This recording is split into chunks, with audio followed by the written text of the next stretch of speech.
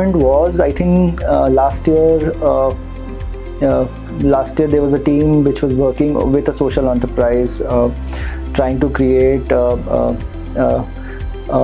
sales, a distribution structure for this enterprise, which essentially I think when they presented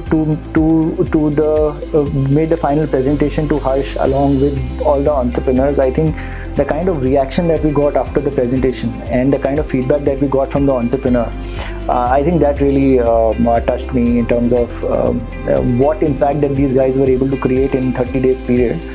Essentially is going to so I would not want to talk more about what product, etc. But I think in terms of impact, it was a huge impact in the social space that these guys were able to create in 30 days.